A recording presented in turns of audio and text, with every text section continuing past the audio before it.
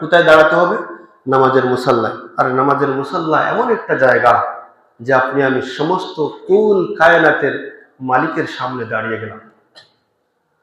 হাজরান কারাম সামিনে আজম আমিরুল মুমিনিন সাইয়্যিদুনা হযরত উমর রাদিয়াল্লাহু তাআলা আনহু এত ক্ষমতা সম্পন্ন একজন সাহাবী ছিলেন। ওনার জীবনী আলোচনা করে দেখা যায় হযরত উমর রাদিয়াল্লাহু তাআলা আনহু যে রাস্তা দিয়ে পথ অতিক্রম করতেন ওই রাস্তা দিয়ে 40 দিন পর্যন্ত শয়তান আসা যাওয়া করত না।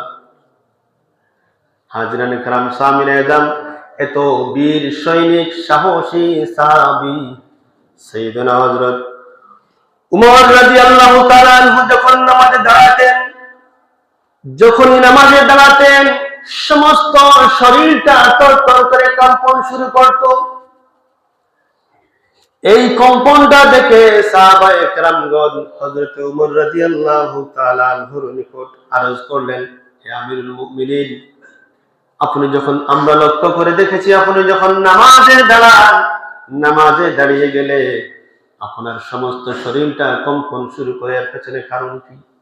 সাইয়্যিদনা হযরত উমর রাদিয়াল্লাহু তাআলা আনহু বলেন, আমি যখনই নামাজে দাঁড়াই তখন আমার অন্তরের মধ্যে আসে আমি সমস্ত বিশ্ব জাহানের কুল কায়নাতের আমার মালিক ও মওলার সামনে আমি দাঁড়িয়েছি। যদি আমার দাঁড়ানোর মধ্যে কোনো ভুল ত্রুটি হয়ে যায় আর আমার নামাজ আদায়ের মাধ্যমে যদি আল্লাহ রাব্বুল আলামিনের সাথে বেয়াদবি হয়ে যায়, আর যদি আল্লাহ রাব্বুল আলামিন আমার উপর অসন্তুষ্ট হয়ে যান, এই ভয়ে এই ভীতির কারণে আমার সমস্ত শরীর কম্পন শুরু করে।